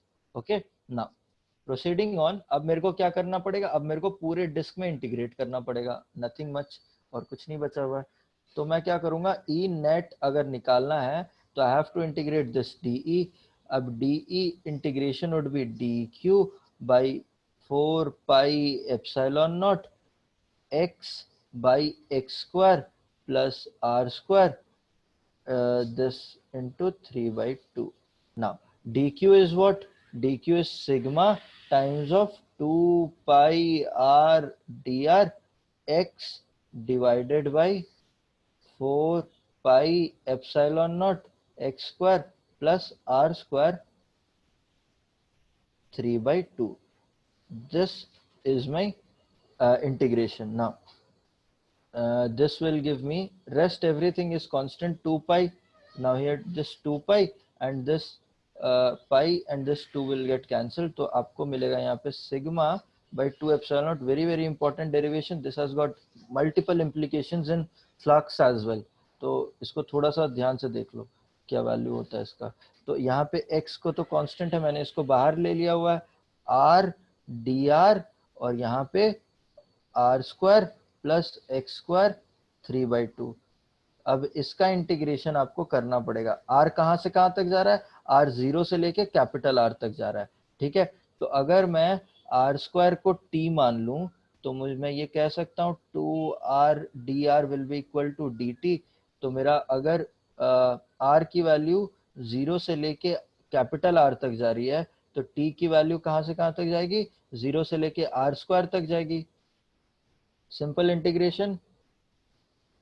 मैं इसको further यहाँ पे लिखता हूँ कि this electric field would B magnitude sigma by 2 epsilon naught x D T by 2 divided by this complete okay okay. Can I से यहाँ पे इसको एक्स स्क्वायर आर स्क्वायर को सिर्फ टी स्क्वायर ना लेते हुए मैं क्या यहाँ पे x square plus are square को टी स्क्वायर टी ले सकता हूँ, इसको मैं टी ले सकता हूँ ना। तो जब मेरा आर स्क्वायर आर 0 से आर तक जा रहा है तो टी मेरा एक्स स्क्वायर से बेटर होगा, मैं इसको ऐसे ही ले लेता हूँ। तो मेरा टी मेरा एक्स स्क्वायर से x square plus are square तक जाएगा, ठीक है। तो ये मेरा integration limits is x square to x square plus are square, and ये टी यहाँ पे मैं क्या सब्सटीट्यूट कर दिया इसको। तो आपको simple sigma by 4 epsilon naught x, 0 से जाएगा ना, हाँ क्या कह रहे हो, 0 से x square plus are square जाएगा नहीं ना। ना, अगर जहाँ पे r 0 है वहां पे t क्या हो जा रहा है, एक्स स्क्वायर हो जा रहा है ना, अच्छा हाँ ये ठीक है। तो ये x square plus are square, तो ये आपको इंटीग्रेशन लिमिट्स मिल जाएगा और आप इसको इंटीग्रेट करोगे तो ये t minus 3/2 plus 1 divided by minus 3/2 plus 1 आएगा, है ना। एंड तो इधर पे आप इसको sigma x by 4 epsilon not करो, एंड यहाँ पे आपको मिलेगा how much, -1/2, isn't it?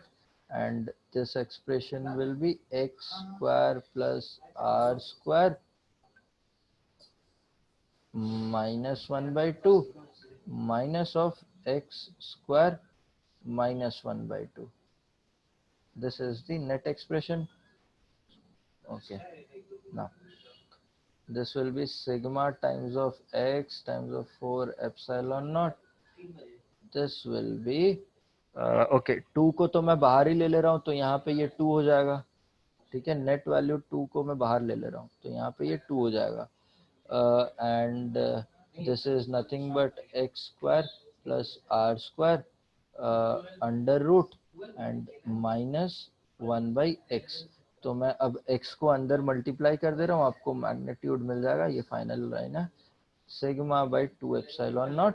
आपको यहाँ पे मैग्नीट्यूड मिल जाएगा x by x square plus are square under root -1, ठीक है। ये आपको नेट वैल्यू मिलता है, किसके वजह से ये आपको नेट वैल्यू मिलेगा, ड्यू टू रिंग, एंड ये this also is directed along the axis of the ring, directed along the axis of the ring, directed along the axis of the ring, sigma by 2 epsilon naught x by x square। अब देखो यहाँ पे okay okay okay okay, one more thing, यहाँ पे minus sign भी है, तो यहाँ प्लस यहाँ माइनस होगा, तो ये यहाँ प्लस और यहाँ माइनस भी है, ठीक है। तो आपको और एक बार मैं लिख देता हूँ, इसको कोई बड़ी बात नहीं है।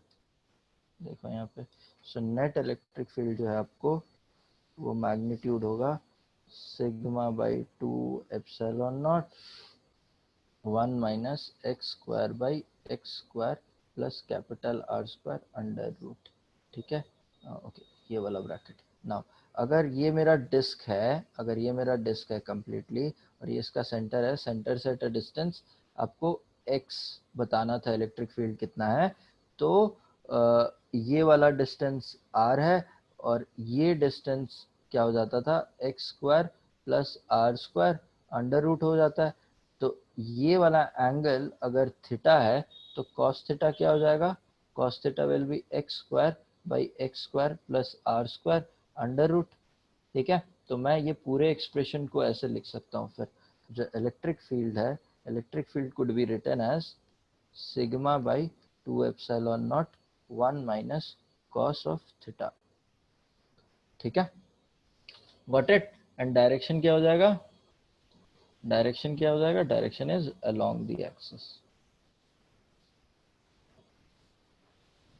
क्लियर है इतनी बात? Yes sir. इस चीज को याद रखना, इस चीज को हम लोग फ्लक्स में वापस से लेकर आएंगे। ओके, नेक्स्ट हम लोग क्या डिस्कस करें। ओके चलो, अब टाइम तो कम ही है तो हम लोग थोड़ा सा क्वेश्चन डिस्कस करते हैं। क्वेश्चन डिस्कस करते हैं।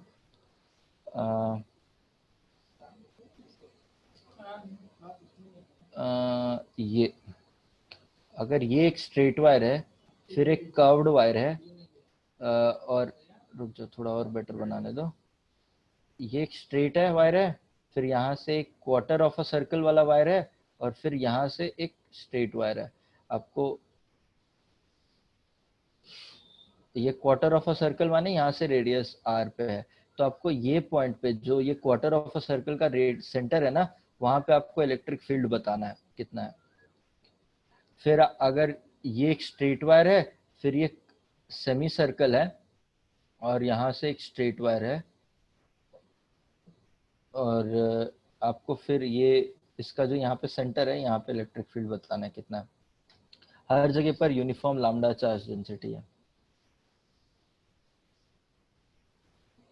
यहाँ पे लैम्डा चार्ज डेंसिटी है। आपको electric field at the centre बताना है, जल्दी बताओ।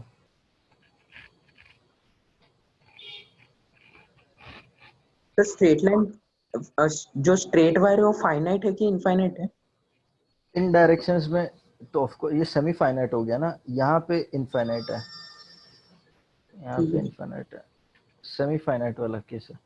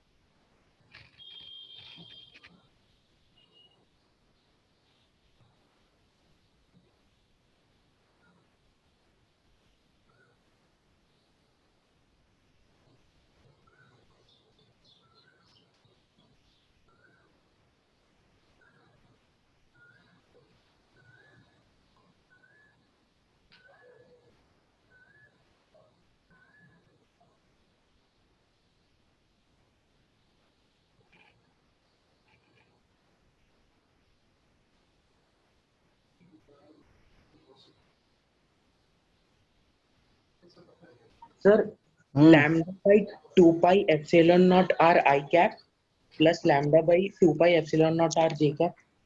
वेक्टर छोड़ो ना, यहाँ पे मैग्नीट्यूड बताओ तुम।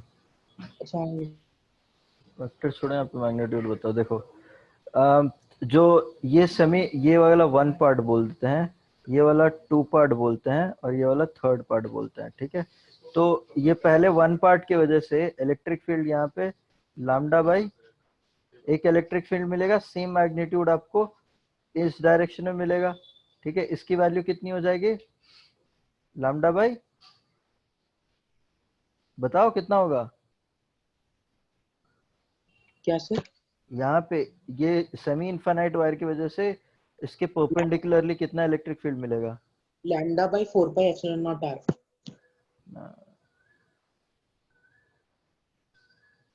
और इसके perpendicular parallelly same value. Yes sir. Alright, अब अगर हम लोग इसके अ, इस इस इस पार्ट के सेकंड पार्ट की वजह से देखें तो सेकंड पार्ट की वजह से हम लोग को वैल्यू कितना मिल जाएगा?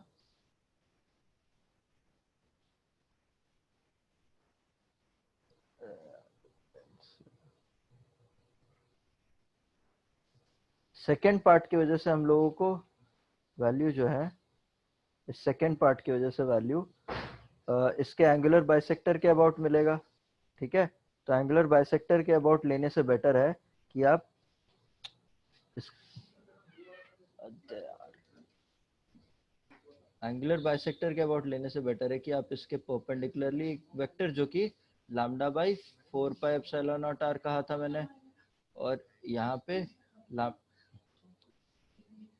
यहाँ पे भी lambda by 4 pi epsilon naught r कहा था मैंने। ठीक है, क्योंकि सारा कुछ कैंसिल हो जाएगा। सिमिलरली अगर थर्ड की वजह से आप कैलकुलेट करने जाओगे तो आपको मिलेगा इस डायरेक्शन में आपको मिलेगा lambda by 4 pi epsilon naught are, और इसके ऑपोजिट डायरेक्शन में आपको मिलेगा lambda by 4 pi epsilon naught R. तो इधर देखो, इधर आपको दो lambda by 4 pi epsilon naught R मिल रहे हैं, एंड ये ऑपोजिट डायरेक्शन वाले एक एक वैल्यू, यहाँ पे दो मिल रहे हैं परपेंडिकुलरली, यहाँ पे एक मिल रहा है, तो one value and one value will get cancelled. Similarly horizontally one value and one value will get cancelled, तो इवेंचुअली एक value lambda by 4 pi epsilon naught R का और एक value lambda by 4 pi epsilon naught R का बचेगा, और आपको resultant जो है यहाँ पे 45 डिग्रीज पे वैल्यू मिल जाएगा, कितना, lambda by 2√2 pi epsilon naught R. समझ में आया या फिर से बताऊं ड्राइंग बना के? सर कैंसिल कैसे होगा सर? एड अप होगा ना? कहाँ पे कैंसिल कैसे होगा, देखो, चलो फिर से देख लेते हैं। Yes.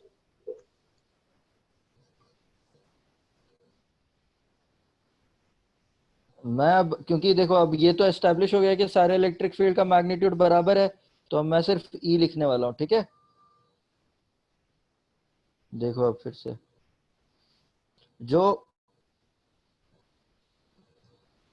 वन के वजह से जो है उसका एक इलेक्ट्रिक फील्ड का कंपोनेंट यहाँ पे ई, और एक इलेक्ट्रिक फील्ड का कंपोनेंट यहाँ पे ई। सिमिलरली जो टू के वजह से है, उसके वजह से एक इलेक्ट्रिक फील्ड का कंपोनेंट यहाँ पे और एक इलेक्ट्रिक फील्ड का कंपोनेंट यहाँ पे, तो ये 2e हो गया, और ये यहाँ पे एक e है। ठीक है, सिमिलरली थ्री की वजह से अगर हम देखने जाएं, थ्री की वजह से अगर हम जब देखने जाएंगे तो इसके लिए electric field in this direction e and और एक परपेंडिकुलरली e। ठीक है, तो यहाँ पे ये 2e हो गया, इसको हटा दो, तो यहाँ पे 2e पॉजिटिव डायरेक्शन पे और एक e नेगेटिव डायरेक्शन पे, तो नेट आपको वर्टिकल में e मिल रहा है। Similarly 2e positive X axis में and 1e in the negative X axis, तो नेट e आपको e इस डायरेक्शन में मिल रहा है, तो आपको जो √2e होगा वो यहाँ पे मिलेगा, and because e is equals to lambda by 4 pi epsilon naught r, so this net value is lambda by 2√2 pi epsilon naught r। ठीक है, all okay? Yes sir. Now तो दूसरे वाले क्वेश्चन का देखो। दूसरे वाले क्वेश्चन में ये आपका वर्टिकल है, ये आपका वर्टिकल है, और एक यहाँ से जुड़ता हुआ सेमी सर्कल है। तो सेमी सर्कल के लिए इलेक्ट्रिक फील्ड क्या है, यहाँ पे अलोंग द एंगुलर बाइसेक्टर, मतलब यहाँ पे हो जाएगा, एंड इसका value lambda by 2 pi epsilon naught are sine theta by 2, मतलब साइन पाई बाई 2 1 है। सिमिलरली इसके लिए अगर आप इलेक्ट्रिक फील्ड निकालोगे तो वो lambda by 4 pi epsilon naught R आपको यहाँ पे मिलेगा, और 4 pi epsilon naught R lambda by 4 pi epsilon naught R इस डायरेक्शन में मिलेगा। सिमिलरली इसके लिए आप इलेक्ट्रिक फील्ड निकालोगे तो आपको lambda by 4 pi epsilon naught R away from itself, and of course in this direction there will be, तो इसको ट्वाइस के साथ मल्टीप्लाई कर दो। ठीक है, तो this resultant value and this resultant value would cancel each other, and this resultant value and this resultant value would cancel each other, so E net जो है यहाँ पे ये 0 है। ठीक है, कोई दिक्कत? खुद से करके देख लो अभी इमीडिएटली, कोई दिक्कत है तो बताओ।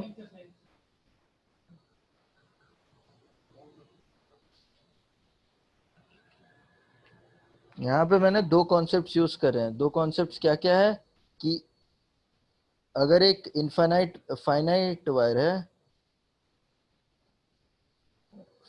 वायर है तो अगर वो उससे से ये एंगल अल्फा है और ये एंगल बीटा है, तो ये इलेक्ट्रिक फील्ड ई एक्स की डायरेक्शन पे और ई वाई की डायरेक्शन पे आपको जो वैल्यू मिलता है ई एक्स जो है that is lambda by 4 pi epsilon naught D sine of alpha plus sine of beta, and similarly E Y is lambda by 4 pi epsilon naught D cos of beta minus cos of alpha. ठीक है, बस इसमें बस ये याद रखना, अगर semi infinite wire की वजह से इस डायरेक्शन में एक्सटेंड हो रहा है और आप एक पॉइंट पे यहाँ पे कैलकुलेट करने जाते हो तो आपको EX तो इस डायरेक्शन में मिलता है, बट जो दूसरा वाला है आपको ऑपोजिट डायरेक्शन में मिलता है, आपको पॉजिटिव एक्स एक्सिस में नहीं मिलता है। यही चीज आपको यहाँ पे एक गौर करने वाली होती थी। एंड दूसरा कॉन्सेप्ट आपने आपको यही बताया था कि अगर एक आर्क है उसके वजह से electric field is along the angular bisector और उसका मैग्नीट्यूड क्या हो जाता है, lambda by 2 pi epsilon naught are sine theta by 2। Theta क्या है, थीटा उस आर्क का सबटेंडेड एंगल है at the point of calculation. तो ये वाला एक, this is the one equation we used and these are the two equations. यहाँ पे two equations we used. Clear है?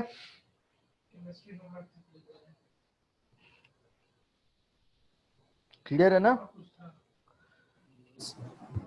तो नेक्स्ट क्लास का मैं बता देता हूँ क्या क्या डिस्कस करेंगे। नेक्स्ट क्लास में हमने कंटिन्यूस चार्ज डिस्ट्रीब्यूशन को कंटिन्यू करेंगे, और नहीं, हम लोगों ने डिस्क डिस्कस कर लिया हुआ ना, तो डिस्क डिस्कस कर लिया, तो हम लोग नेक्स्ट क्लास में इलेक्ट्रिक फ्लक्स की तरफ मूव करेंगे। इलेक्ट्रिक फ्लक्स, गॉस लॉ, इन सब के तरफ मूव करेंगे हम लोग नेक्स्ट क्लास में। ठीक है, ये हमारा topics of discussion for next class होगा। और कुछ क्वेश्चंस भी देखेंगे, या और कुछ क्वेश्चंस भी देखेंगे हम लोग। किन पे क्वेश्चंस देखेंगे हम लोग? डाइपोल पे, चार्ज डिस्ट्रीब्यूशन वाले क्वेश्चंस, और कुछ फील्ड लाइंस वाले क्वेश्चंस भी करेंगे। कुछ फील्ड लाइंस वाले क्वेश्चंस करेंगे, डाइपोल के ऊपर करेंगे, चार्ज डिस्ट्रीब्यूशन पे करेंगे, और हाँ, हम इलेक्ट्रिक फील्ड लाइंस और इलेक्ट्रिक फ्लक्स और गॉस लॉ पे भी क्वेश्चंस करेंगे। ठीक है, ये हमारे नेक्स्ट क्लास का शेड्यूल है। ऑलराइट, कोई डाउट हो आप लोग नेक्स्ट क्लास में मेरे से बिंदास पूछ लेना। ठीक है, क्लास को यहाँ कंक्लूड करते हैं। ऑलराइट, ये चीज पढ़ लेना जो मैंने अभी बताया था, force on a dipole when placed in a non uniform electric field. तो ये वाला एक्सप्रेशन यूज होता है, ये वाला एक्सप्रेशन यूज होता है, F is P dot del and times of E। And del operator का मैंने आपको यहाँ पे पूरे एग्जांपल के तहत तो आपको बकायदा बता दिया था कि Fx, Fy, Fz कैसे कैसे कैलकुलेट होता है एंड टेक्स्ट बुक्स में क्या क्या लिखे हुए हैं। ठीक है, थैंक यू गाइस फिर। ऑलराइट।